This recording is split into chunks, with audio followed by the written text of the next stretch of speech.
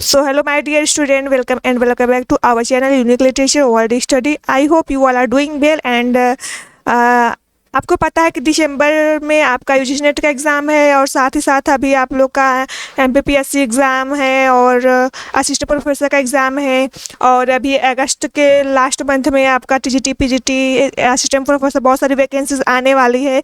तो अगर आप किसी भी लिटरेचर के एग्ज़ाम की तैयारी कर रहे हैं जैसे UGC NET, CUET PG, SET exams, TGT PGT, MA English, assistant professor या कोई भी लिटरेचर एग्ज़ाम की आप तैयारी कर रहे हैं तो ये वीडियो आपके लिए बहुत यूज़फुल होने वाला है, क्योंकि इस वीडियो में मैं आपको एज ऑफ चौसर जिस most important topics of all literature exams, सारे लिटरेचर एग्जाम में इससे क्वेश्चन आते हैं, तो मैं डिटेल में आपको पूरा A to Z all history इसमें आपको कंप्लीट कराने वाली हूँ। इंपॉर्टेंट राइटर्स, देयर वर्क्स और हिस्टोरिकल बैकग्राउंड, लैंग्वेज, एवरीथिंग.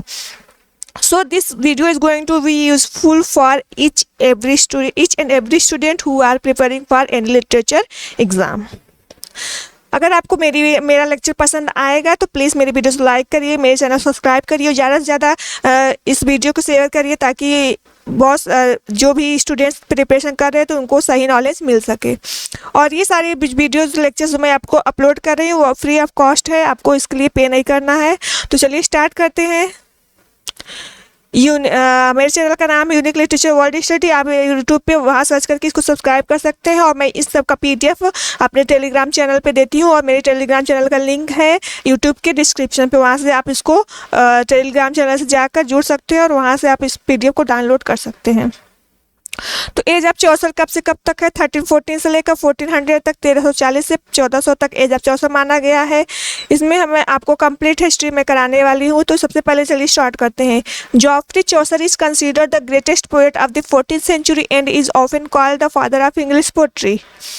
जो जॉफ्री चौसर है सब बहुत ग्रेटेस्ट राइटर है एज ऑफ चौसर के, इन्हीं के नाम पे इस एज का नाम है। क्यों? क्योंकि इन्होंने बहुत इम्पॉर्टेंट कंट्रीब्यूशन दिया है इंग्लिश लिटरेचर में, इंग्लिश में। तो चलिए इनके बारे में देखते हैं। इन्हें क्या कंसिडर किया जाता है? Greatest poet of 14th century. इन्हें 14th सेंचुरी का ग्रेटेस्ट पोएट्स कंसिडर किया जाता है and often called the father of English poetry, और इन्हें फादर ऑफ इंग्लिश पोट्री भी कहा जाता है। The literary period associated with him is known as the age of Chaucer, और इनसे रिलेटेड एसोसिएटेड जो भी लिटरेरी पीरियड है उसे एज ऑफ चौसर कहते हैं। यानी जिस टाइम पे ये लिख रहे थे इन्होंने बहुत सारे इंग्लिश वर्ड का इन्वेंशन किया, इंग्लिश वर्ड का यूज किया, तो इसलिए इन्हें एज ऑफ चौसर कहा जाता है। मतलब इस एज को, इनके टाइम पीरियड को एज ऑफ चौसर कहा जाता है क्योंकि इस एज में इनका बहुत ज़्यादा कंट्रीब्यूशन है।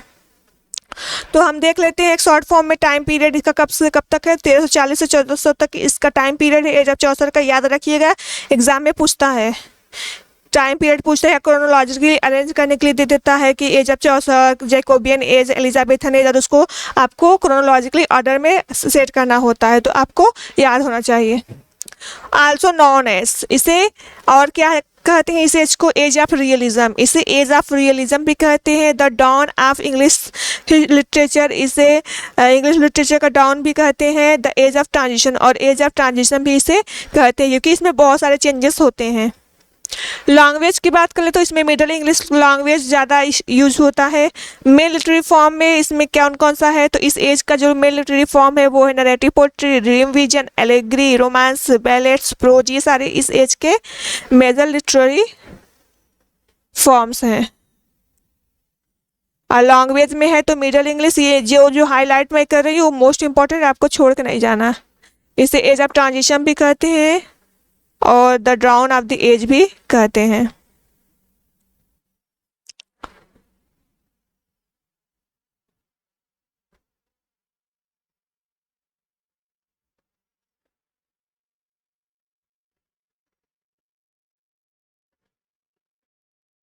तो चलिए आगे बढ़ते हैं। आई होप आपको इतना समझ में आया होगा। अगर आपको कोई भी डाउट है तो आप कमेंट बॉक्स में कमेंट करके लिख सकते हैं। तो देखिए, this period marks the beginning of mature English literature. ये जो पीरियड है वो इंग्लिश लिटरेचर की तरफ मतलब मार्क्स करता है because writers started using English instead of Latin और फ्रेंच, क्योंकि इस एज में जो राइटर्स थे उन्होंने इंग्लिश का यूज़ करना शुरू कर दिया ना। जैसे पहले मैंने आपको अभी हिस्ट्री ऑफ एंग्लो सेक्शन पढ़ाया और एंग्लो नॉर्मल पढ़ाया, तो उसमें मैंने आपको बताया कि लैटिन और फ्रेंच लैंग्वेज कैसे डेवलप्ड हुआ।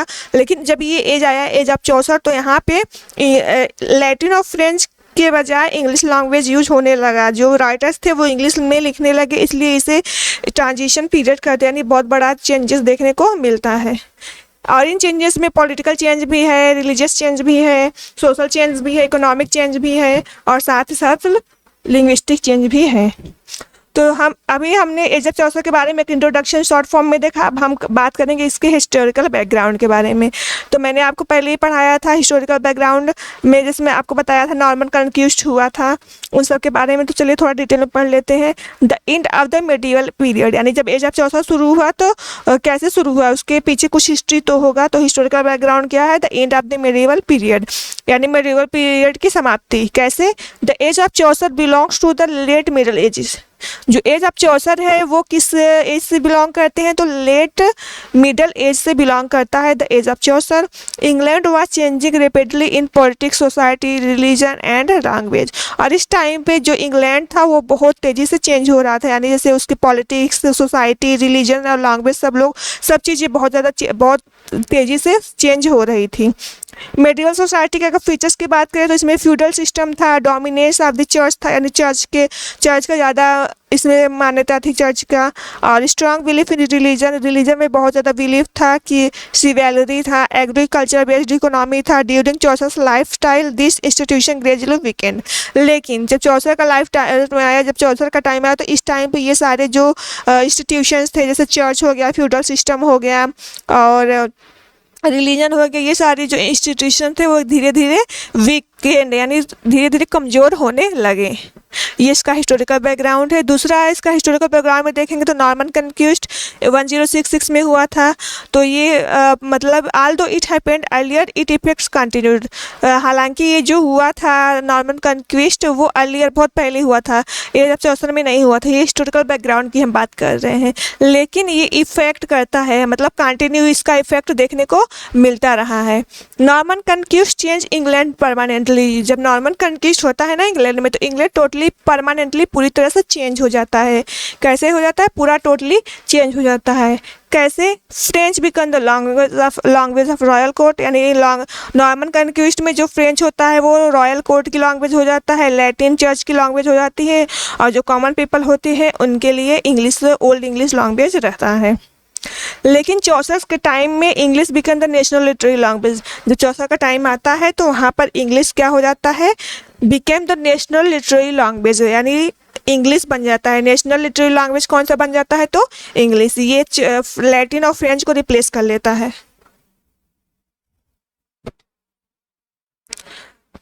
तो ये हिस्टोरिकल बैकग्राउंड के बारे में हमने बात की। दो मोस्ट इंपॉर्टेंट हिस्टोरिकल बैकग्राउंड है। अब हम बात करेंगे 3 major historical events of the age of Chaucer. Age of Chaucer में 3 मेजर हिस्टोरिकल इवेंट हुए थे, ऐतिहासिक घटनाएं हुई थी, जो मोस्ट इम्पॉर्टेंट है और एग्जाम में बहुत बार रिपीट होता है। तो आपको ये भूल के नहीं जाना, मैं इसको पूरा डिटेल में आपको कराऊंगी इसी वीडियो में, इसी लेक्चर में। तो पहला है 100 ईयर्स वार। कब से कब तक हुआ था? तो 1337 से 1453 तक हुआ था ये एज 100 ईयर्स वार। उसके बाद सेकेंड है ब्लैक डेथ, ये भी मोस्ट इंपॉर्टेंट है, 1348 से 1350 तक हुआ था। और एक हुआ था पिजेंट्स रिवोल्ट। पिजेंट्स रिवोल्ट 1381 में हुआ था। तो ये 3 मेजर हिस्टोरिकल इवेंट्स है, आपको ये मैं हाईलाइट कर दे रही हूँ, आपको ये याद करके ही एग्ज़ाम के लिए जाना है, क्योंकि ये मोस्ट इम्पॉर्टेंट है।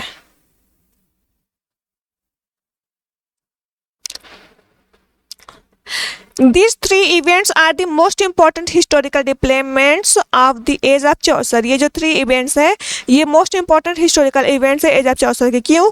They transformed English politically, socially, economically and culturally and had a profound influence on English literature।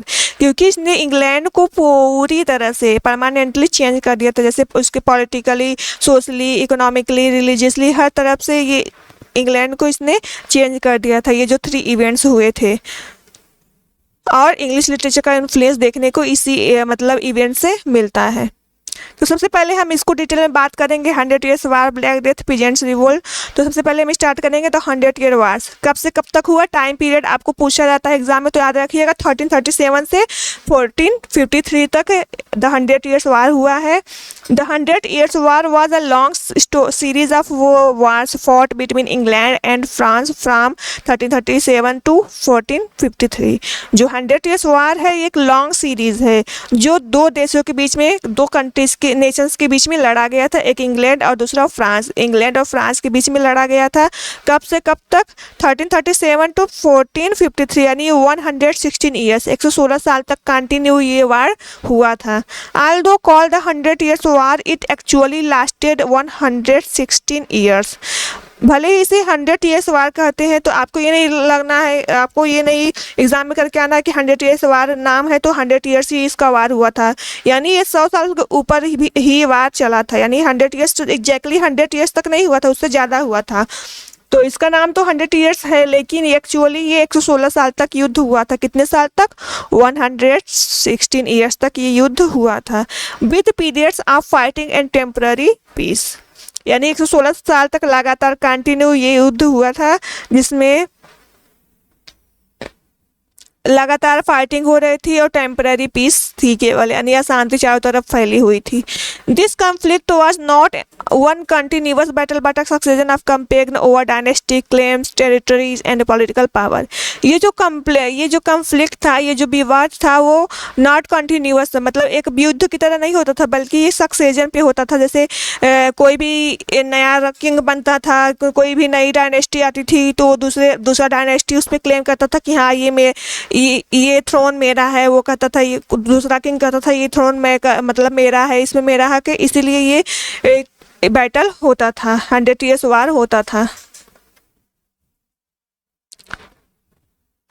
इस वार के अगर हम कॉज की बात करें, कारणों की बात करें, तो कॉजेज ऑफ द वार में पहला है डायनेस्टिक डिस्प्यूट। डायनेस्टिक डिस्प्यूट यानी जब कोई थ्रोन पर बैठ जाता है, राजगद्दी पर बैठ जाता है, तो दूसरा कोई क्लेम करता है कि हाँ नहीं ये यहाँ पर मेरा हक है, मैं यहाँ बैठूंगा, तो इसे डायनेस्टिक डिस्प्यूट कहते हैं। जैसे वंशज होते हैं ना कि कोई किंग है, जब वो उसकी डेथ हो गई तो उसका जो सन है वो किंग बनेगा, उसका ब्रदर किंग बनेगा, उसी टाइप से ये डायनेस्टी डिस्प्यूट होता है। तो the immediate cause was a dispute over who should inherit the French throne.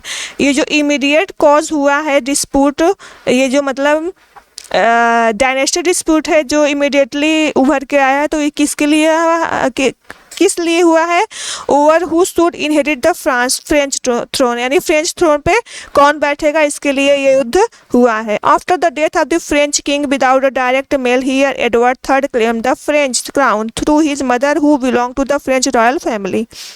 यानी जब फ्रेंच किंग की डेथ हो जाती है और उनके पास कोई भी डायरेक्ट मतलब मेल हियर, कोई मेल वारिस नहीं होता, तो उसमें एडवर्ड थर्ड क्लेम करते हैं कि फ्रेंच क्राउन को, क्योंकि उनकी जो मदर थी वो फ्रेंच रॉयल फैमिली से बिलोंग करती थी, तो एडवर्ड थर्ड क्लेम करते हैं कि हाँ ये मतलब यहाँ पर मेरा शासन चलेगा और मैं यहाँ का किंग बनूंगा फ्रेंच में। The French nobles rejected his claim and recognized Philip VI as king। लेकिन जो फ्रेंच नोबल्स होते हैं, जो फ्रेंच के लोग होते हैं, वो इस क्लेम को रिजेक्ट कर देते हैं और फिलिप 6 को फ्रेंच का किंग बनाते हैं। दिस डिसएग्रीमेंट लेड टू वार, और ये जो डिसएग्रीमेंट होता है, यानी जो ये असहमति होती है, इससे वार की शुरुआत होती है। दूसरा है टेरिटोरियल कॉन्फ्लिक्ट, यानी जो क्षेत्र होता है उसके कुछ विवाद है, उस कारण से भी ये युद्ध 116 ईयर्स तक चलता है। तो England controlled important French territories specially Gascony which was economically valuable because of its wine trade. तो इंग्लैंड जो था वो इम्पॉर्टेंट फ्रेंच टेरिटरीज को कंट्रोल किया था, यानी जो इंग्लैंड था वो इम्पॉर्टेंट फ्रेंच टेरिटरीज था उसको कंट्रोल किया था। स्पेशली उसमें से कौन सा था जो सबसे इम्पॉर्टेंट था, वो था गैस्कोनी। ये जो टेरिटरीज था, ये जो क्षेत्र था, वह इकोनॉमिकली बहुत वैल्यूएबल था, क्योंकि यहाँ पर वाइन की ट्रेड होती थी, यानी जो शराब होता है और उसकी बहुत ज़्यादा यहाँ पर ट्रेड होती थी। यहाँ पर इकोनॉमिकली बहुत ज़्यादा इस्टेब्लिशमेंट था, इसलिए यहाँ पर इंग्लैंड का पूरी तरह से कंट्रोल था। तो टेरिटोरियल कॉन्फ्लिक्ट का कारण भी युद्ध बनता है। द French monarchy wanted to recover this land. जो फ्रेंच मोनार्की थी वो इस अपने लैंड को यानी गैस्कोनी को जो इंग्लैंड के कंट्रोल में था उसको वापस लेना चाहती थी, इसलिए भी ये युद्ध हुआ। एक है economic rivalry. Both kingdoms sought control over prosperous trade routes and commercial regions, especially Flanders, famous for its wool and textile industry। यानी दोनों किंगडम इंग्लैंड और फ्रांस दोनों के मतलब कंट्रोल थे, अलग अलग कंट्रोल थे और दोनों के मतलब समृद्ध बहुत ज़्यादा प्रॉस्परस व्यापार रूट थे, यानी जो व्यापार के मार्ग होते हैं, और कॉमर्शियल रीजन्स और सबके अलग अलग कॉमर्शियल रीजन थे, व्यापारिक क्षेत्र थे, स्पेशली फ्लैंडर्स। तो जो फेमस था किसके लिए? वूल एंड टेक्सटाइल इंडस्ट्री के लिए। यहाँ भी इकोनॉमिक रिवेलरी थी की वजह से भी ये युद्ध होता है, यानी दोनों कंट्रीज लड़ते थे कि यहाँ पर मेरा राज होगा, यहाँ पर मेरा राज होगा, इसलिए। उसके चौथा है national pride. Both England and France desired political prestige and dominance in western Europe. दोनों इंग्लैंड और जो फ्रांस थे उनकी डिजायर थी कि वो पॉलिटिकल प्रेस्टाइज लाएं और वेस्टर्न यूरोप को पूरी तरह से अपने कब्जे में कर लें। तो ये जो युद्ध हुआ है 100 ईयर्स वार, इसके मेजर फेजेस हैं। तो पहला फेज है 1337 से 1360 तक हुआ है। पहले फेज में इसमें वो England won several important victories. इसमें इंग्लैंड बहुत सारी विक्ट्रीज जीतता है, बहुत सारी मतलब युद्ध जीतता है। इसमें फेमस बैटल्स है। बैटल ऑफ क्रूसी एग्जाम में पूछा गया, आपको याद होना चाहिए। बैटल ऑफ क्रूसी 1346 में ये बैटल होता है। England defeated France using the longbow which proved more effective than traditional cavalry. इस युद्ध में जो बैटल ऑफ क्रूसी होता था 1346 में, तो वहाँ पे जो इंग्लैंड होता है वो फ्रांस को हरा देता है। कौन हराता है? इंग्लैंड फ्रांस को हरा देता है। एक मिनट। इस युद्ध में बैटल ऑफ क्रूसी में 1346 में जो होता है, इसमें जो इंग्लैंड होता है वो फ्रांस को हरा देता है यूजिंग लॉन्ग बो। क्या यूज़ करके? तो लॉन्ग बो का यूज़ करके वो इंग्लैंड को फ्रांस को हरा देता है, जिससे ये प्रूव होता है कि जो इंग्लैंड है वो क्या है? मोर इफ़ेक्टिव है, ट्रेडिशनल कैवलरी से ज़्यादा इफेक्टिव है। उसके बाद दूसरा है बैटल ऑफ पोर्टियर्स, फिर 1356 में होता है। ये सारे फर्स्ट फेज में होते हैं। तो 1356 में होता है बैटल ऑफ पोर्टियर्स। इसमें जो the English capture the French king John second of France. इसमें जो इंग्लिश होते हैं वो फ्रेंच किंग यानी फ्रांस के जो किंग होते हैं जॉन सेकेंड ऑफ फ्रांस, उनको कैप्चर कर लेते हैं, उनको पकड़ लेते हैं, बंदी बना लेते हैं। आपको याद रखना है। 3 इसमें मोस्ट इंपॉर्टेंट बैटल्स हुए। एक बैटल ऑफ क्रूसी 1346, एक होता है बैटल ऑफ पोर्टियर्स 1356 और एक है treaty of Bretigny 1360। France gave large territories to England. जब ये जो युद्ध होता है तो इसमें मोस्टली जो इंग्लैंड होता है वो विजेता होता है, तो जो फ्रांस होता है वो अपनी ज़्यादातर जो टेरिटरीज है, जो क्षेत्र है, वो इंग्लैंड को दे देता है। अगर हम लेटर फेज की बात करें तो इसमें मोस्ट इंपॉर्टेंट बैटल हुआ था बैटल ऑफ एग्नीकोर्ट 1450 में हुआ था। अब देखिए उसके बैटल ऑफ एग्नीकोर्ट के बाद भी बहुत सारे युद्ध हुए, जैसे कि under John of arc France regained the confidence and recovered much of its territory. यानी जॉन ऑफ आर्क वहाँ का जो किंग था France, under John of arc France regain confidence and recovered much of its territory. यानी इनके under में John of arc जो France के किंग नेक्स्ट होते हैं, तो वो मतलब अपने ज़्यादातर जो टेरिटरीज इंग्लैंड को देते हैं वो रिकवर कर लेते हैं, यानी वापस पा लेते हैं। The final major battle the battle of Castillon 1453 effectively ended the war with the French victory. और इसका जो फाइनल बैटल होता है वो होता है बैटल ऑफ कैस्टिलॉन। और कब से कब होता है? तो 1453 में होता है। और ये जो होता है इस युद्ध के बाद 100 ईयर्स वार मतलब ख़त्म हो जाता है, एंड हो जाता है, और इसमें फ्रेंच की विक्ट्री होती है, फ्रांस की जीत होती है। आई होप आपको इतना समझ में आया होगा कि युद्ध कैसे होता है। मतलब ये जो 100 ईयर्स वार होता है तो उसमें कौन कौन से मोस्ट इंपॉर्टेंट है? तो बैटल ऑफ क्रूसी, बैटल ऑफ पोर्टियर्स और बैटल ऑफ एग्नीकोर्ट। ये एग्जाम में पूछा गया, आपको याद रखना है। और लास्ट बैटल इसका होता है बैटल ऑफ कैस्टिलॉन, ये भी आपको याद रखना है। इफेक्ट्स ऑफ द 100 ईयर्स वार। देखिए जब भी कोई वार होता है तो केवल आर्मीज के बीच या किंग के बीच वार नहीं होता, उससे सबको सफ़र करना पड़ता है। यानी जिस कंट्री से वार हो रहा है तो उस कंट्री के हर एक पर्सन को, हर एक पीपल को उससे सफ़र करना पड़ता है।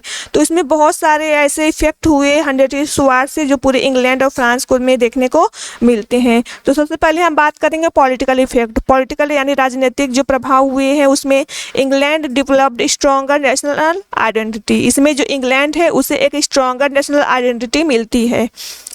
नेशनल आइडेंटिटी इसकी कैसी हो जाती है? स्ट्रॉन्गर हो जाती है, बहुत मजबूत हो जाती है। France became more politically United, और जो फ्रांस होता है वो पॉलिटिकली एक हो जाता है। क्या हो जाता है? France became more politically United. France जो होता है ये पॉलिटिकली यानी राजनीतिक रूप से एक हो जाता है, इसके अंदर एकता हो जाती है। The power of feudal nobles decline, यानी जो फ्यूडल सिस्टम होता है उसे डिक्लाइन कर दिया जाता है। स्ट्रॉन्गर मोनार्कीज इमर्ज, और यहाँ पर स्ट्रॉन्गर मोनार्कीज आती हैं।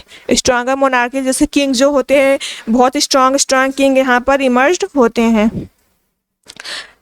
अब हम इसके बाद देखेंगे सोशल इफेक्ट, सामाजिक प्रभाव क्या पड़े। तो नेशनल कॉन्शियसनेस इंक्रीज्ड, यानी जो राष्ट्रीय जो चेतना है वो बढ़ता है। People began to think themselves primarily as English or French. People अपने आप को सोचने से शुरू कर देते हैं कि वो प्राइमरली कौन सा है, इंग्लिश है या फिर फ्रेंच है, क्योंकि इसमें दोनों का कल्चर है। मैंने आपको हिस्ट्री बताया था कि फ्रांस के लोग यहाँ पर आए थे, जो नॉर्मन्स थे वो यहाँ पर आए थे इंग्लैंड में और उन्होंने कब्जा कर लिया था। तो पीपल ने अपने बारे में सोचना शुरू कर दिया कि वो असल में कहाँ से बिलोंग करते हैं, ये इंग्लिश है या फिर फ्रेंच है। The role of common soldiers became more important. इसमें जो कॉमन सोल्जर्स का जो रोल था, जो कॉमन सेनाओं की जो रोल थी वो बहुत ज़्यादा इंपॉर्टेंट हो गई थी। उसके बाद आता है इकोनॉमिक इफेक्ट। इकोनॉमिक इफेक्ट की बात करें तो इसमें हैवी टैक्सेशन देखने को मिलता है to finance the war. Heavy taxation to finance the war, इसमें मतलब वार जो युद्ध होता है तो उसमें बहुत ज़्यादा खर्चा लगता है। तो जो बहुत ज़्यादा खर्चा लगता था, फाइनेंस लगता था, तो फाइनेंस कहाँ से आए? तो इसमें हैवी टैक्सेशन यानी जो टैक्स होता था लोगों से वो बहुत ज़्यादा लिया जाने लगा। एग्रीकल्चरल लॉसेस, और जब युद्ध होता है तो बहुत सारे इफ़ेक्ट्स होते हैं। तो उसमें जो एग्रीकल्चर होता है, जो खेती किसानी होती है, वो धीरे धीरे ख़त्म हो जाती है। पूरी तरह से नहीं ख़त्म होती, मतलब बहुत ज़्यादा इफेक्ट करती है।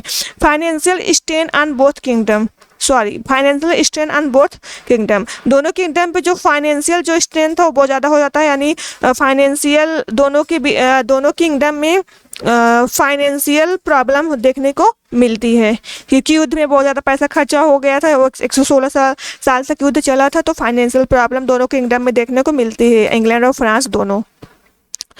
उसके बाद अगर हम लिंग्विस्टिक इफेक्ट की बात करें तो one of the greatest outcome was the rise of English. सबसे ज़्यादा अगर किसी हम ग्रेटेस्ट आउटकम यानी रिजल्ट की बात करें तो परिणाम इसका क्या होता है कि इंग्लिश की उत्पत्ति होती है, rise of English. Before the war से पहले यानी 100 ईयर्स वार से पहले French was the language of the ruling class. Ruling class के जो लोग थे उनका जो लैंग्वेज था वो क्या था? फ्रेंच था। लेकिन आफ्टर द वार के बाद English become a symbol of national identity. English जो है वो नेशनल आइडेंटिटी का एक सिंबल बन जाता है, यानी इंग्लिश मोस्ट इंपॉर्टेंट लैंग्वेज इस एज का बन जाता है। It gradually replace French in government and literature, और धीरे धीरे ये फ्रेंच मतलब जो फ्रेंच लैंग्वेज था जो गवर्नमेंट और लिटरेचर में था उस लैंग्वेज को रिप्लेस कर लेता है और हर जगह धीरे धीरे इंग्लिश यूज होने लगती है। तो अगर हम लिंग्विस्टिक इफेक्ट की बात करें तो सबसे ज़्यादा ग्रेटेस्ट आउटकम इसी का है कि यहाँ पर इंग्लिश का डेवलपमेंट देखने को मिलता है।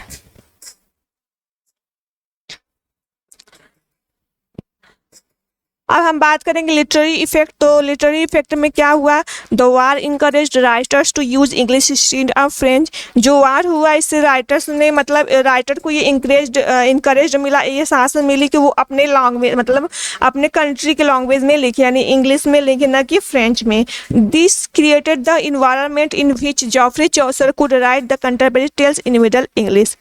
और इस एज ने ऐसा इन्वायरमेंट क्रिएट किया कि जो जॉफ्री चौसर है वो कंटेम्परेरी टेल्स इन्होंने मिडल इंग्लिश में लिखा। तो आपको पता होना चाहिए कि इस एज का अगर कोई मेजर डेवलपमेंट हुआ तो वो हुआ इंग्लिश लैंग्वेज का डेवलपमेंट, क्योंकि इससे पहले फ्रेंच और लैटिन लैंग्वेज यूज होती थी, लेकिन इस एज में इंग्लिश का लैंग्वेज यूज होना शुरू हो गया।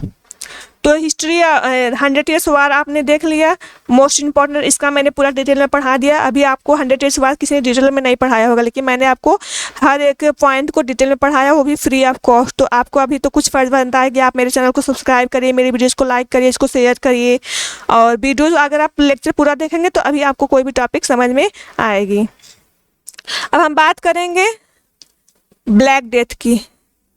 सेकेंड मेजर इवेंट क्या हुआ था? सबसे पहले हुआ था 100 ईयर्स वार, जिसको हमने डिस्कस कर लिया। अब हम बात करेंगे ब्लैक डेथ की। ब्लैक डेथ है तो क्या होता है? Black death was a devastating plague that reached England in 1348. It is considered one of the deadliest epidemics in European history.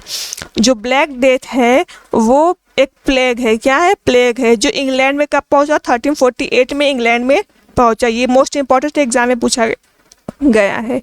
It is considered one of the deadliest epidemics in European history. European history में इसे सबसे greatest epidemics महामारी कहा जाता है। क्यों?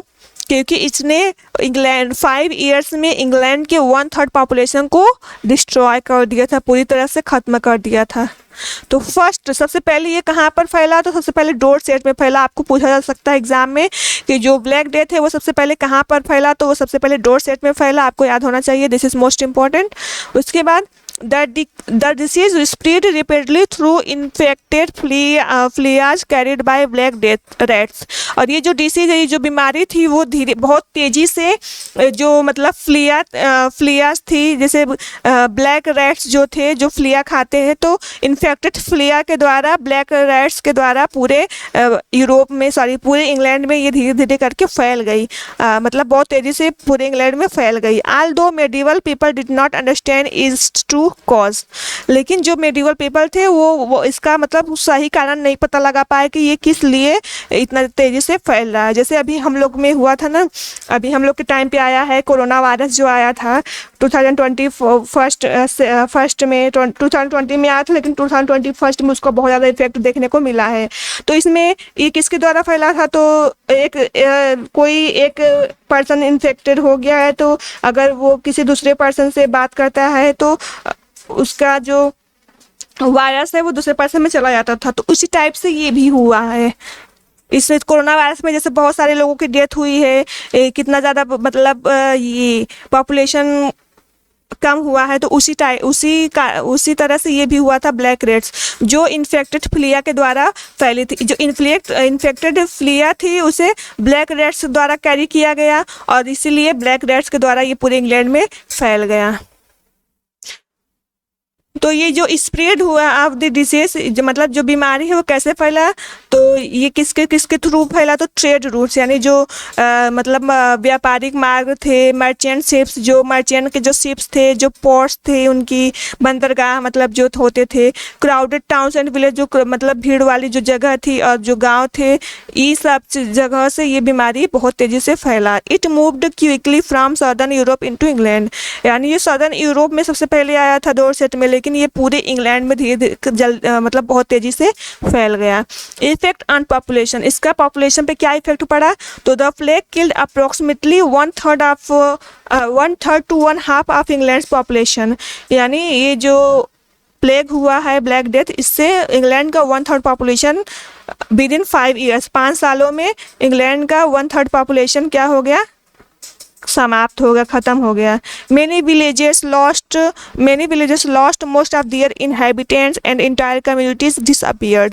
बहुत सारे गांव ऐसे थे जिसने अपने मतलब ओरिजिनल जो उनकी इनहेबिटेंट्स थे, जो उनके निवासी थे, उनको खो दिया, और साथ ही साथ बहुत सारी कम्युनिटीज डिसअपियर हो गई, क्योंकि ब्लैक डेथ ने 1/3 पॉपुलेशन इंग्लैंड का ख़त्म कर दिया था। इसके भी बहुत सारे इफेक्ट है।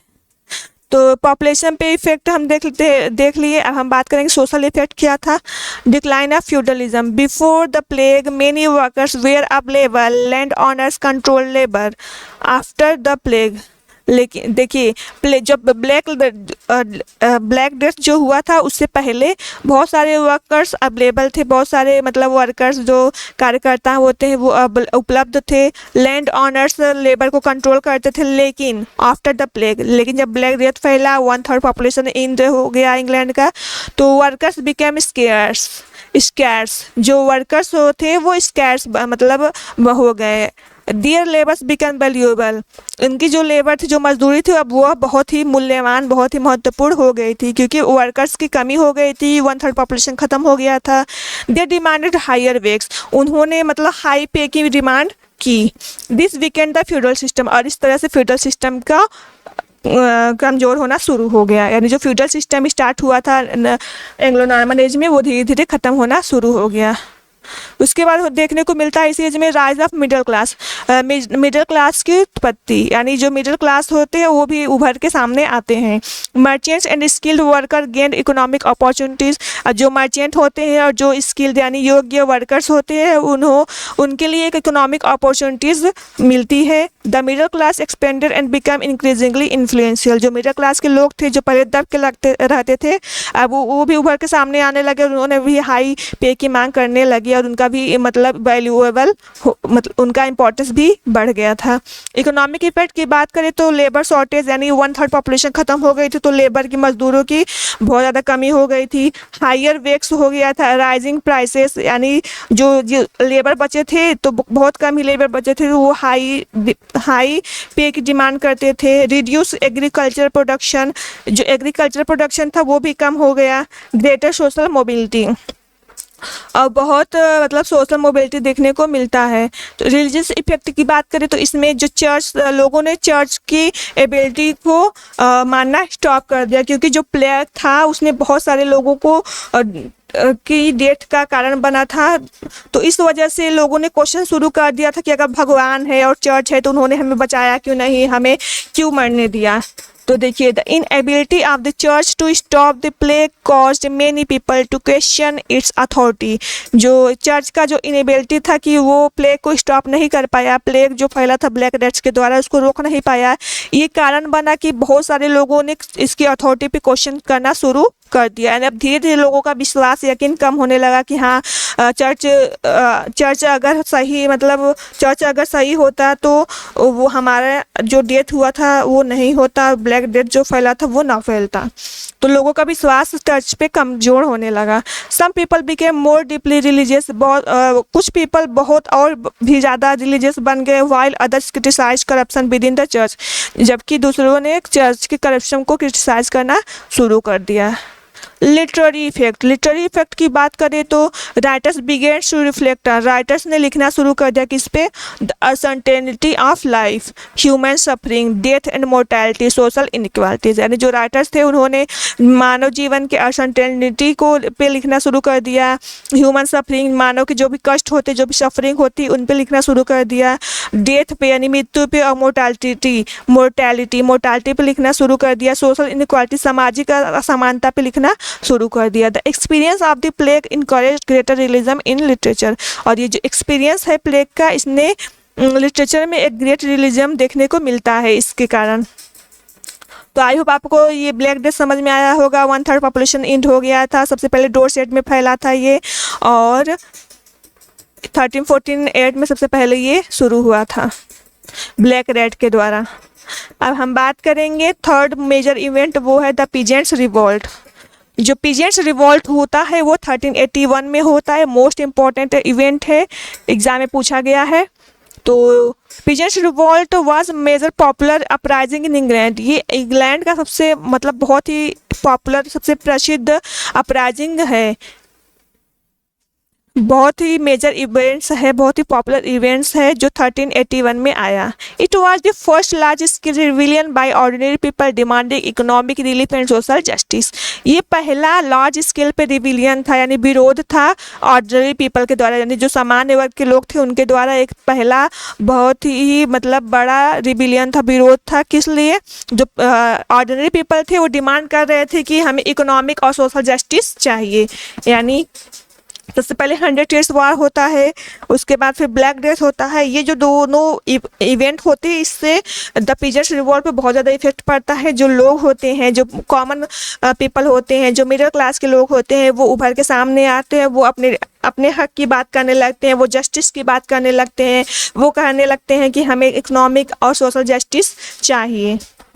तो इसका कारण क्या है, यानी पीजेंट रिवॉल्ट क्यों होता है? कॉज ऑफ रिवोल्ट तो वो होता है हैवी टैक्सेशन, यानी जब युद्ध हुआ था 100 ईयर्स वार, तो उससे लोगों से बहुत ज़्यादा टैक्स लिया जाने लगा था, तो लोग टैक्स देते देते परेशान हो गए थे।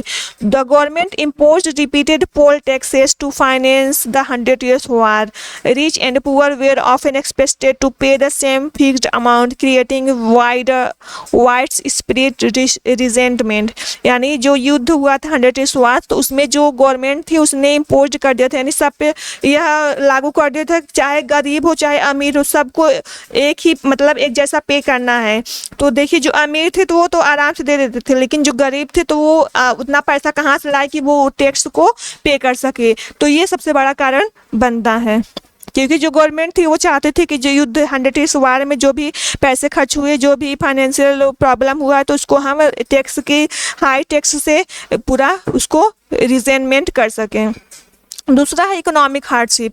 Aldous wages had risen after the black death, the government attempt to limit wages increases through legislation, workers oppose this restriction. यानी जो ब्लैक डेथ हुआ उसके बाद वैक्स बढ़ा, नहीं लोगों की डिमांड बढ़ी कि हाँ हमें और पैसा चाहिए, जो वर्कर्स थे उनका वैल्यू बढ़ गया था। जो गवर्नमेंट था तो उसने कोशिश किया कि वो लिमिट वैक्स ही इंक्रीज करे थ्रू लेजिस्लेशन, यानी कानून की तरह, मतलब सॉरी जो इकोनॉमिक हार्डशिप था, तो इसका मेन इफेक्ट क्या देखने को मिलता है इसमें कि ब्लैक डेथ के बाद जो वर्कर्स हो अपने मतलब हाई पे की डिमांड करने लगते हैं, क्योंकि उनका वैल्यू बढ़ जाता है, बहुत कम वर्कर बचते हैं, तो वो सोचते हैं कि हाँ मैं जितना मांगूंगा मुझे मिलेगा। तो जो गवर्नमेंट होती है तो वो अटेम्प्ट करते हैं, यानी कोशिश करती है कि लिमिटेड वैक्स ही इंक्रीज करे थ्रू लेजिस्लेशन, यानी कानूनी तौर तरीके से थोड़ा ही मतलब वो वैक्स बढ़ाए। लेकिन वर्कर्स अपोज दिस रिस्ट्रिक्शन, जो वर्कर्स होते ही इस रिस्ट्रिक्शन को, इस प्रतिबंध को लिए अपोज करते हैं, क्योंकि उनकी वैल्यू बढ़ गई थी और वो ज़्यादा पे मांगना चाहते थे, मतलब ज़्यादा पे प्राप्त करना चाहते थे। एक उसके बाद तीसरा मेन कारण है feudal oppression. Peasants were still bound by many traditional obligations to their lords, they sought greater freedom and fairer treatment। जो पीजेंट्स थे वो मतलब एक बंधे हुए ट्रेडिशन में थे, यानी बंधे हुए ट्रेडिशन में थे, क्योंकि उनके जो लॉर्ड्स थे वो उन पे बहुत ज़्यादा सख्ती करते थे, तो उनको उनका हक नहीं मिलता था।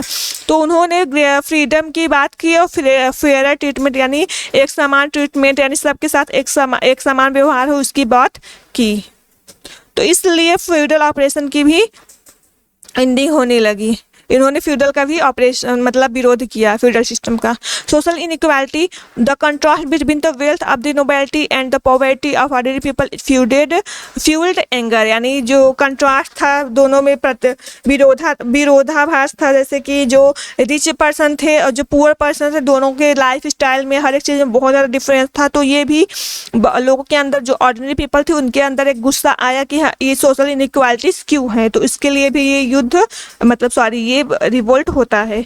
एक होता है लीडर। उसके बाद अगर हम बात करें तो लीडर्स इसमें कौन कौन थे द पीजेंट रिवोल्ट में, तो the revolt was led by Wat Tyler. Wat Tyler इसके मतलब वाट टेलर ने इस रिवोल्ट को लीड किया, इस रिवोल्ट को शुरू किया। Another influence figure was John ball, और इसमें दूसरे इन्फ्लुएंस अगर फिगर की बात करें तो जॉन बॉल भी इसमें इंक्लूडेड थे। Who preached that all people were equal before God, जिन्होंने यह प्रीच किया, मतलब ये लोगों को यह उपदेश दिया कि जितने भी पीपल हैं वो क्या है, भगवान के लिए एक बराबर हैं।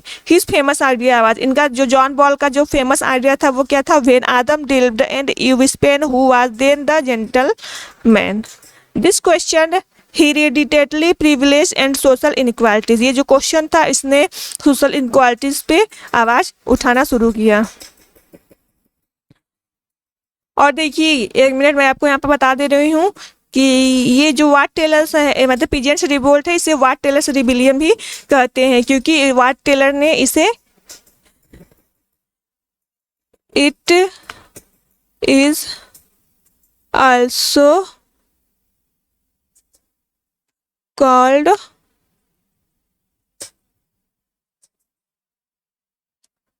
Wat Tyler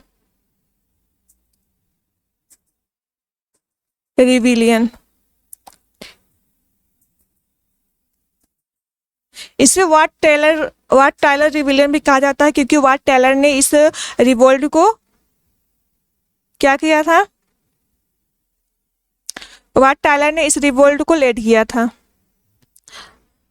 अब अगर हम रिवोल्ट की बात करें तो the rebels March towards London, ये जो रिवोल्ट था ये लंदन की तरफ बढ़ा। दे डिमांडेड, जो लोग थे उन्होंने डिमांड करना शुरू किया oblation of serfdom.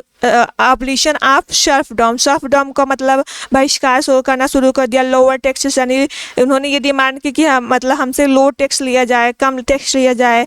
Greater legal rights, हमें कानूनी अधिकार दिया जाए और इकोनॉमिक फ्रीडम भी हमें मिलनी चाहिए। Initially the young king Richard II appeared willing to negotiate. However, Wat Taylor was killed during discussion and the revolt soon collapsed. यानी शुरुआत में मतलब इनिशियली शुरुआत में जो यंग किंग रिचार्ड सेकेंड थे, यानी युवा किंग थे रिचार्ड सेकेंड, तो उन्होंने इस विल को, इस इच्छा को निगोशिएट किया। लेकिन हालांकि जो वाट टेलर्स होते हैं वो इस डिस्कशन के दौरान उनकी डेथ हो जाती है, उन्हें मार दिया जाता है और ये जो रिवॉल्ट होता है वह जल्द ही कोलैप्स हो जाता है, यानी बिखर जाता है। यानी जब वाट टेलर जो इस रिवोल्ट को लीड कर रहे थे उनका कत्ल हो जाता है, तो ये जो रिवोल्ट होता है वो बहुत जल्द कोलैप्स हो जाता है, बिखर जाता है।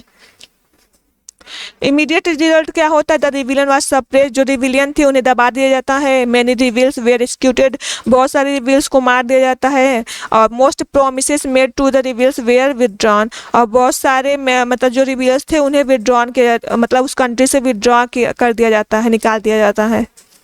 लिटरेरी इंपॉर्टेंस की बात करें तो इस the revolt highlight the importance of ordinary people in society. जो रिवोल्ट है वो हाईलाइट करता है ऑर्डिनरी पीपल की, सोसाइटी में जो ऑर्डिनरी पीपल होते हैं उनके इम्पोर्टेंस की बात करता है। जैसे अभी इस टाइम में देख लीजिए, मैं एक एग्जांपल के तौर पे आपको बता रही हूँ कि जैसे कोई गवर्नमेंट है और वो उसमें जो रिच पीपल है उनकी कोई भी सोसाइटी उसमें जो रिच पीपल है और उनका ज़्यादा मान सम्मान है, और जो पुअर पीपल है तो अगर उनके साथ असमानता होती है तो लोग आवाज़ उठाते हैं। उसी टाइप से ये भी है। और ये भी देखिए कि अभी हमें तो इक्वालिटी मिली, यानी ऐसा नहीं होता है, हमें इक्वालिटी मिली है कि हम अपने राइट्स के लिए बोल सके। तो यहाँ पर तो हम लोग के साथ तो असमानताएं नहीं होती, क्योंकि हमें इक्वालिटी मिली है। हर एक किसी भी रिलीजन के लोग हो, चाहे अमीर हो चाहे गरीब हो, हमारे कंट्री में हमें क्या मिली है, हमें इक्वालिटी मिली है कि हम अपने तरीके से अपना जीवन बिता सकें। तो ये जो रिवोल्ट है ये हाईलाइट करता है ऑर्डिनरी पीपल के लिए कि सोसाइटी में उनका क्या मतलब इम्पोर्टेंस है। Writers increasingly portrayed common man and women as worthy literary subject. जो राइटर्स हैं वो दोनों के बारे में लिखना शुरू कर देते हैं, कॉमन मैन और women. Chaucer's pilgrimages include merchants, craftsmen, laborers, clergy and professionals reflecting this broader social vision। जो चौसर की जो पिलग्रिमेज है यानी जो कंटेम्परेरी टेल्स में हमें देखने को मिलता है तो उसमें मर्चेंट, क्राफ्ट्समैन यानी बहुत सारे प्रोफेशनल लोगों की और बहुत सारे लोगों के कैरेक्टर के बारे में हमें पता चलता है। तो ये इस एज का मोस्ट इंपॉर्टेंट वर्क है कंटेम्परेरी टेल्स, जिसमें हमें सारे डिटेल्स देखने को मिलते हैं। Rise the parliament during age of Chaucer. Age of Chaucer के दौरान पार्लियामेंट का उभरना यानी उसका विकसित होना। The English parliament became stronger during this age. Age of Chaucer में जो इंग्लिश पार्लियामेंट था वो बहुत ज़्यादा मजबूत हो गया था। इम्पोर्टेंट डेवलपमेंट्स क्या क्या हुए थे, तो रिप्रेजेंटेशन ऑफ कॉमन पीपल का प्रतिनिधित्व होने लगा। लिमिटेशन ऑफ रॉयल पावर को कम कर दिया गया। बिगनिंग ऑफ कॉन्स्टिट्यूशनल गवर्नमेंट और कॉन्स्टिट्यूशनल गवर्नमेंट की शुरुआत हुई। किसकी? कॉन्स्टिट्यूशनल संवैधानिक सरकार की शुरुआत हुई। रिलीजियस बैकग्राउंड के अभी हमने हिस्टोरिकल बैकग्राउंड की बात की, अब हम रिलीजियस बैकग्राउंड की बात करेंगे। तो इसमें सबसे पहले हम देखेंगे the Roman Catholic church was powerful but became increasingly corrupt. जो रोमन कैथोलिक चर्च था वो पावरफुल था लेकिन वो धीरे धीरे करप्ट हो गया। क्या हो गया? करप्ट हो गया। प्रॉब्लम क्या थी? सेल ऑफ चर्च ऑफिसेस, यानी जो चर्च की जो भी मतलब वो थे और उन्हें सेल कर, ऑफिसेस चर्च के जो ऑफिसेस थे उन्हें सेल कर दिया। लोग बेचने लगे, चर्च के जो पर्सन थे वो उसे बेचने लगे। वेल्थ ऑफ द क्लर्जी, जो क्लर्जी थे उनका जो काम था उपदेश देना, धर्म के रास्ते पे ले जाना, तो वो धीरे धीरे क्या करने लगे? वेल्थ, धन इकट्ठा करने लगे अपने लिए।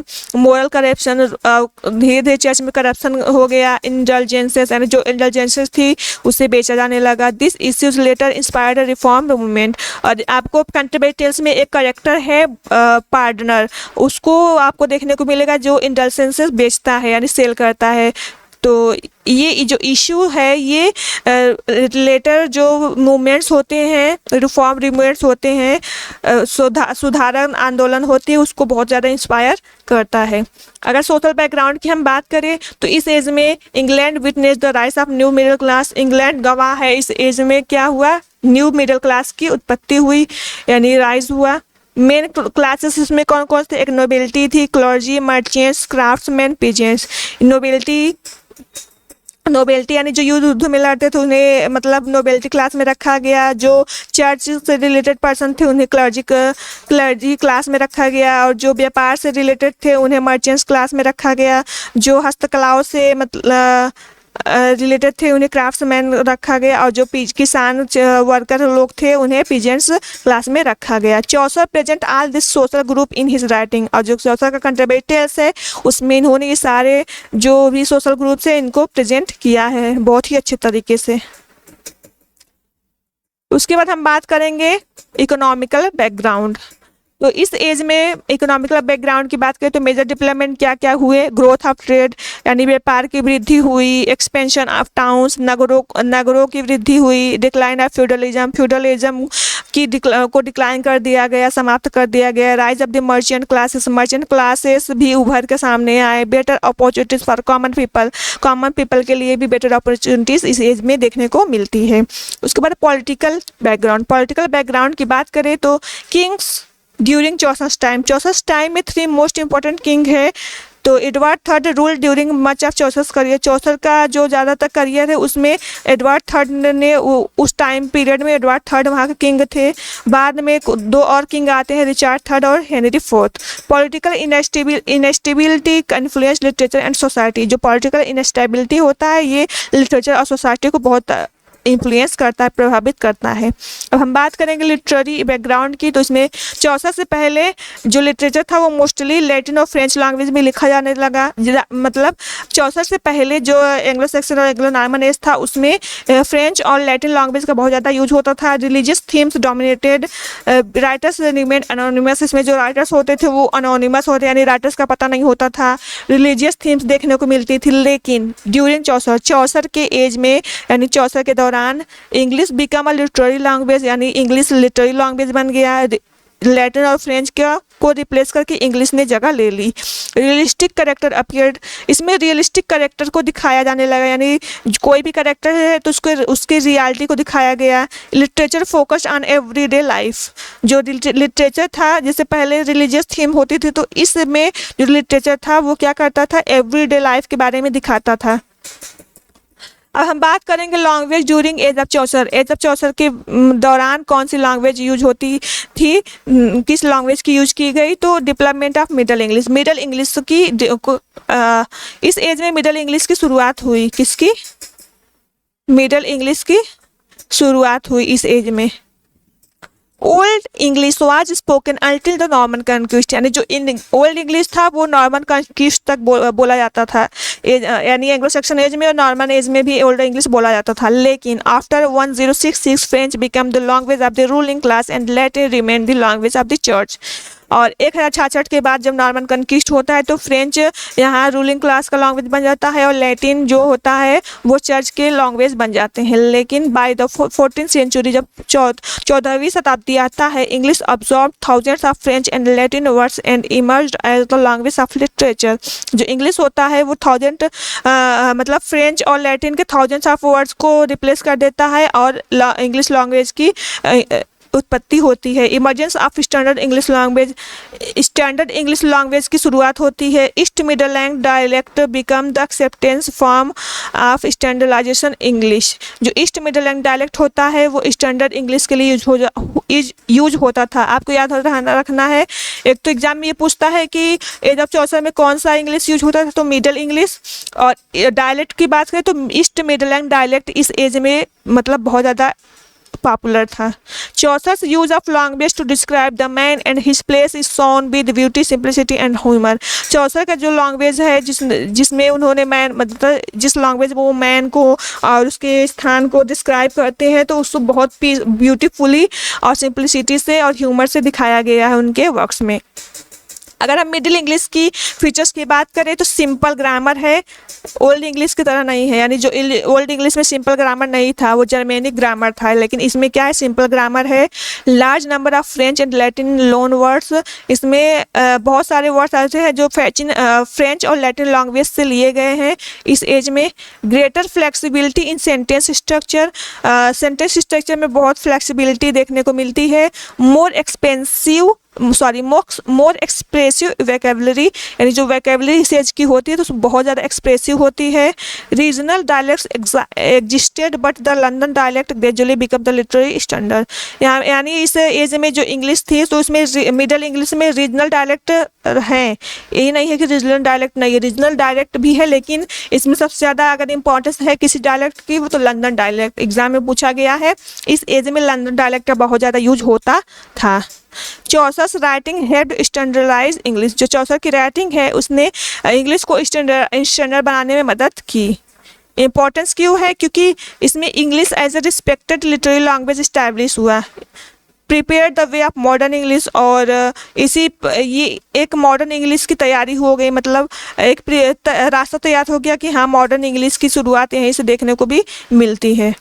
एक रास्ता बन गया कि हाँ मॉडर्न इंग्लिश की शुरुआत अब हम कर सकते हैं। Influenced later writers especially William Shakespeare, और ये जो एज था इस मतलब ये जो लैंग्वेज थी इंग्लिश, इसने लेटर राइटर जैसे कि विलियम शेक्सपियर को बहुत ज़्यादा प्रभावित किया। और विलियम शेक्सपियर ने खुद 17,000 इंग्लिश वर्ड मतलब उसमें आप डिक्शनरी में इंक्लूडेड किए थे, नए वर्ड्स इंग्लिश के 17,000 वर्ड्स इन्होंने क्या किए थे, क्रिएट किए थे इंग्लिश के। अगर हम फैक्ट्स की बात करें तो 1362 में English became the language of court, यानी एज ऑफ चौसर है तो इसमें इंग्लिश जो था वो लैंग्वेज ऑफ कोर्ट बना, यानी कोर्ट का लैंग्वेज बना। कब? 1362 में। 1363 में लैंग्वेज ऑफ पार्लियामेंट का लैंग्वेज बन गया।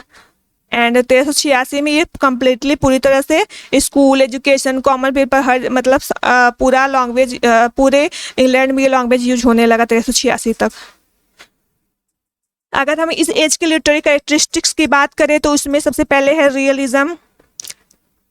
ये इस एज का आउटस्टैंडिंग फीचर है, क्योंकि instead of writing only about kings and saints, writers describe ordinary people such as merchants, priest, student, cooks and farmers. यानी केवल राजा और मतलब साधु संत के लिखने के बजाय यहाँ इस एज के जो राइटर्स थे उन्होंने ऑर्डिनरी पीपल, कॉमन पीपल के बारे में लिखना शुरू कर दिया, जैसे कि जो व्यापार वर्ग के लोग थे, जो प्रीस्ट थे, पुजारी थे, जो स्टूडेंट थे, जो कुक थे, फार्मर्स, इन सब के बारे में लिखना शुरू कर दिया। तो इसमें रियलिज्म दिखाया जाता है कि ऑर्डिनरी लाइफ के बारे में लिखना शुरू कर दिया, एवरीडे लाइफ के बारे में दिखाया जाता है। एग्जाम्पल के लिए रियल लाइफ कैरेक्टर दिखाया जाता है, एवरीडे सिचुएशन यानी डेली एवरीडे जो भी सिचुएशन होती है उसको भी दिखाया गया है। ह्यूमन स्ट्रेंथ एंड वीकनेस, मानव की जितने को भी कौन सी ताकत है और कौन सी वीकनेस उसे भी दिखाया गया है। दूसरा है ह्यूमन नेचर। ह्यूमन नेचर में जो राइटर्स थे उन्होंने क्या एक्सप्लोर किया, तो लव, ग्रीड, यानी ह्यूमन नेचर में क्या होता है, लव भी होता है, greed, jealousy, pride, kindness, ambition, hypocrisy. Characters become psychologically realistic, आपको याद रखना है। तीसरा मोस्ट इंपॉर्टेंट है सटायर, जो हमें कंटेम्परेरी टेल्स में देखने को मिलता है। तो satire exposed corruption in society. Satire जो है वो सोसाइटी में करप्शन यानी जो भ्रष्टाचार है उसको एक्सपोज करता है, specially among the clergy and officials. और स्पेशली जो करप्शन है वो कहाँ देखने को मिलता है, तो क्लर्जी और ऑफिशियल्स में देखने को मिलता है, और इन्हीं के बारे में ज़्यादा सटायर देखने को मिला है अगर कंटेम्परेरी टेल्स की बात करें तो उसमें। एग्जाम्पल्स के देखें, करप्ट मॉन्क्स, जो करप्ट मंक्स है, पार्टनर्स है, फ्रायर्स है, ग्रीडी ऑफिशियल्स है, इनके बारे में सटायर देखने को मिलता है। चौथा है ग्रेटेस्ट फीचर्स है वो है humour. Humour made literature इंजॉयलेबल।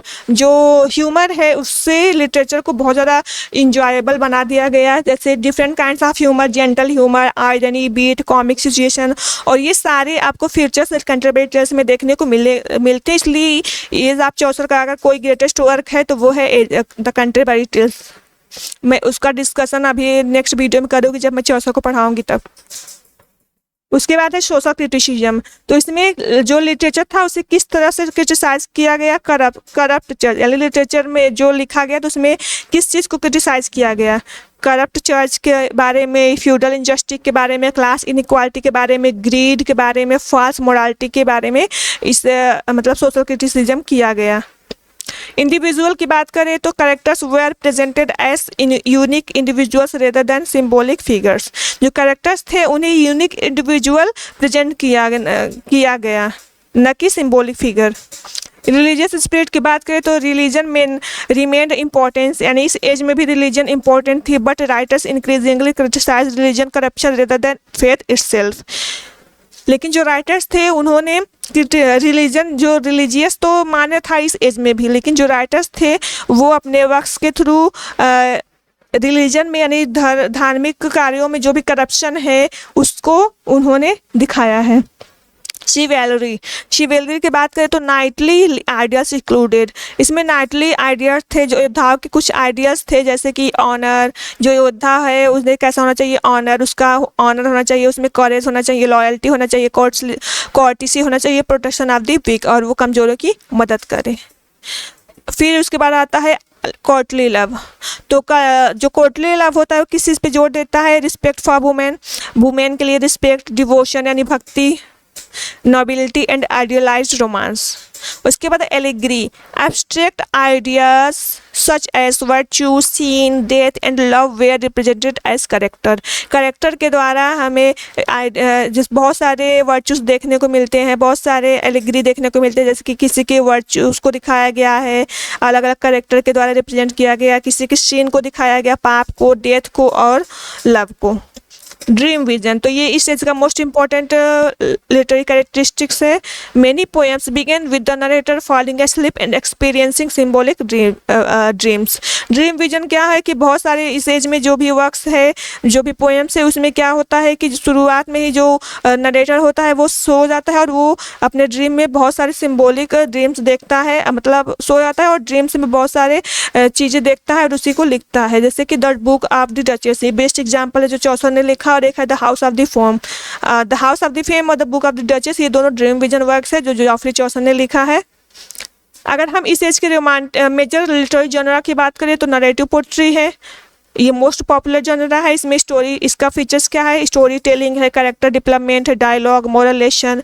Example के लिए the contemporary tales narrative poetry में लिखा गया है। रोमांस में क्या है, knights, adventures, honour, love, heroism, ये सब दिखाया गया है। ड्रीम विजन में मैंने अभी आपको बताया सिंबॉलिक ड्रीम, कन्विंसिंग मोरल और फिलोसफिकल आइडियाज। एलिग्री में stories where character symbolize abstract quality.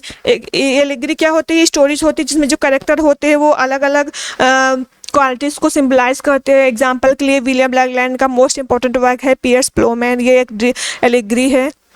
Ballets popular narrative song है जो क्या करता है, हीरोइज्म को शो करता है, लव को, बैटल्स को, एडवेंचर्स को, इन सब को डिस्क्राइब करता है। उसके बाद है रिलीजियस लिटरेचर में है sermons, moral poems, saints, live biblical stories, ये सारे रिलीजियस लिटरेचर भी इस एज को देखने को मिलते हैं। अब हम बात करेंगे major writers of the age of Chaucer. Age of Chaucer के बहुत सारे इंपॉर्टेंट राइटर्स हैं, तो उन जो राइटर्स हैं उनके जो मोस्ट इंपॉर्टेंट वर्क है वो मैं आपको यहाँ पर कराने वाली हूँ। तो सबसे पहले हम बात करेंगे जॉफरी चौसर 1343 से लेकर 1400 तक इनका टाइम पीरियड है, यानी 1343 में ये पैदा हुए थे और 1400 में इनकी डेथ हो गई थी। इनको कौन कौन से टाइटल मिला है तो एग्जाम में पूछा गया है। Father of English poetry Geoffrey Chaucer को कहा जाता है। Father of English literature Geoffrey Chaucer को कहा जाता है। फादर ऑफ इंग्लिश रियलिज्म इन्हें कहा जाता है। मेजर वर्क्स की बात करें तो the Canterbury Tales, Troilus and Criseyde, ये इनका ग्रेटेस्ट वर्क है। इनका जो मोस्ट इंपॉर्टेंट वर्क है मैं इसको हाईलाइट कर दे रही हूँ। एक है Troilus and Criseyde and Book of the Duchess, ये तीनों इनका मोस्ट इंपॉर्टेंट वर्क्स है, एग्जाम में बहुत बार पूछा गया है। The House of Fame, the Parliament of Fowls, the Legend of Good Women, ये सारे इनके इंपॉर्टेंट वर्क्स हैं।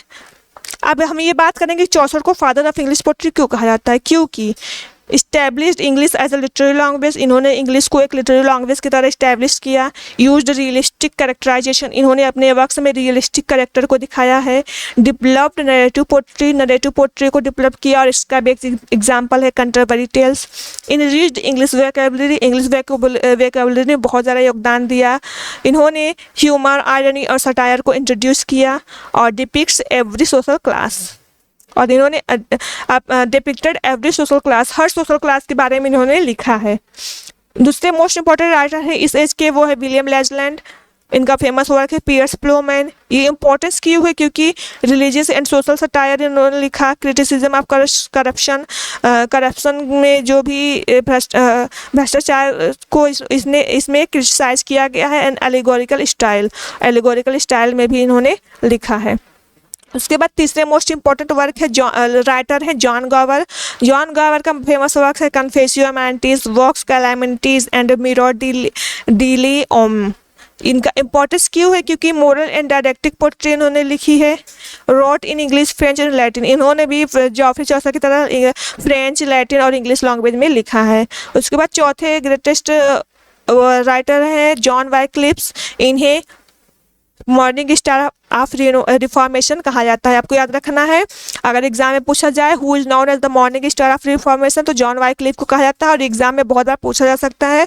अगर आप PYQs देखेंगे तो आपको पता चलेगा कि morning of star of reformation net के एग्जाम में भी पूछा गया है, असिस्टेंट प्रोफेसर के एग्जाम में भी पूछा गया है, और बहुत सारे लिटरेचर के एग्जाम में पूछा गया है। इनका कंट्रीब्यूशन क्या किया है, तो इन्होंने बाइबल को जो हिब्रू लैंग्वेज में था उसको इंग्लिश में ट्रांसलेट किया है। क्रिटिसाइज चर्च के करप्शन को क्रिटिसाइज किया है। रिलीजियस रिफॉर्म से को इंस्पायर किया है, और साथ ही साथ believed everyone should read the Bible. इनका यह मानना था कि हर एक व्यक्ति को बाइबल पढ़ना चाहिए, इसलिए इन्होंने इसको हिब्रू लैंग्वेज से इंग्लिश में ट्रांसलेट किया है। His followers were called the Lollards, इनके जो फॉलोअर्स थे उन्हें लोलार्ड्स कहा जाता है। यानी जो जॉन वाइक्लिफ के फॉलोअर्स थे तो रिलीजियस मूवमेंट में जो इंक्लूडेड थे उन्हें लोलार्ड्स कहा जाता है। अब हम बात करेंगे importance of the age of Chaucer. Age of Chaucer की इंपॉर्टेंस क्यों है क्योंकि beginning of the modern English literature की शुरुआत यहीं से होती है। फाउंडेशन ऑफ रियलिस्टिक फिक्शन की शुरुआत होती है। डेवलपमेंट ऑफ इंग्लिश पोट्री का डेवलपमेंट होता है, विकास होता है। English as a language of literature, English को लैंग्वेज ऑफ लिटरेचर की तरह इस्टेब्लिश किया जाता है। रियलिस्टिक कैरेक्टराइजेशन दिखाया जाता है। Encouraged social criticism through satire के द्वारा सोशल करप्शन को दिखाया गया है। डेवलप्ड नरेटिव पोट्री विकसित हुई है इसी एज में। Reflects all sections of medieval society के जितने भी सेक्शंस हैं सबको रिफ्लेक्ट किया गया, सबको दिखाया गया है। Served as a bridge between the medieval age and renaissance, medieval age और जो रिनेसा एज है उसमें क्या है, एक ब्रिज की तरह काम करता है। Influence later English poets and dramatist, और बाद के जो इंग्लिश पोएट और ड्रामाटिस्ट है वो उनको बहुत ज़्यादा ये एज इन्फ्लुएंस करता है। तो आई होप आपको ये वीडियोस अच्छी लगेगी, और ये सारा PDF मैं आपको अपने टेलीग्राम चैनल पे दे दूंगी और आप वहाँ से इसको डाउनलोड करके देख सकते हैं। लेकिन उससे पहले आपको ये वीडियो देखना है क्योंकि इस लेक्चर्स में आपको हर एक टॉपिक कवर कराया है मैंने जो एग्जाम में मोस्ट इंपॉर्टेंट है। अब नेक्स्ट वीडियो जो मैं लाऊंगी उसमें मैं जॉफरी चौसर के बायोग्राफी के बारे में बात करूंगी, इनके इंपॉर्टेंट वर्क्स के, और फिर उसके बाद कैंटरबरी टेल्स, इनके जितने भी वर्क्स हैं उसको मैं डिटेल में बात करूंगी। और उसके बाद इस एज के बहुत सारे वीडियोस आने वाले हैं, जैसे कि अभी तो हमने हिस्ट्री कवर की, इसके बाद हम कैंटरबरी टेल्स, जॉफरी चौसर के बारे में डिस्कस करेंगे, फिर विलियम लेजलैंड और उनका जो वर्क है, पियर्स प्लोमैन उनके बारे में बात करेंगे, फिर जॉन गॉवर और उनका जो ग्रेटेस्ट वर्क है उनके बारे में बात करेंगे। तो आई होप आपको मेरी वीडियोज़ पसंद आई होगी, और अगर आपको वीडियोज़ पसंद आए तो प्लीज़ मेरे चैनल को सब्सक्राइब करिए, मेरी वीडियोज़ को लाइक करिए, एंड मेरे साथ जुड़े रहिए ताकि मैं आपको ऐसी ही अपडेट देते रहूँ। Thank you and bye bye.